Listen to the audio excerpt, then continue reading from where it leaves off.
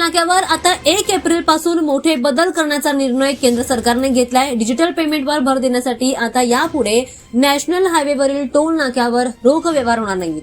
मात्र यामध्ये आता डिजिटल पेमेंटद्वारे तुम्हाला पेमेंट करायचं आहे, त्यामुळे रोख व्यवहार तुम्हाला करता येणार नाहीये। तर टोल संकलनामध्ये पारदर्शकता आणण्यासाठी सोबतच वाहतूक अधिक वेगवान करण्यासाठी केंद्र सरकारने हा महत्त्वाचा निर्णय घेतलाय।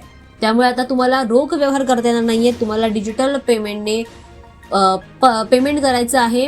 1 एप्रिल पासून वाहनधारकांना टोल भरण्यासाठी फक्त फास्टॅग आणि यूपीआय या डिजिटल पर्यायांचाच वापर करणं सक्तीचं आहे, बंधनकारक असल्याचं म्हटलं जात आहे।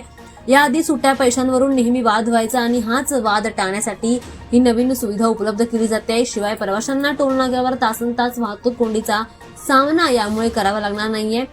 पैसे नसतील तर मग सुट्ट्या पैशांवर वाद होतो आणि त्यामुळे बराच वेळ वाहतूक कोंडीचा सामना प्रवाशांना करायला लागतो। त्यामुळे हा निर्णय घेतला जातोय। सोबतच वाहनधारकांना वाहनांचा वेग त्यांचा कायम राहणार आहे आणि इंधनाची देखील मोठी बचत होणार आहे। प्रवासामध्ये त्यांचा वेळ कमी होणार असल्याचं म्हटलं जात आहे। त्यामुळे डिजिटल पेमेंटचा पर्याय सगळ्यात उपयुक्त असा पर्याय ठरणार आहे।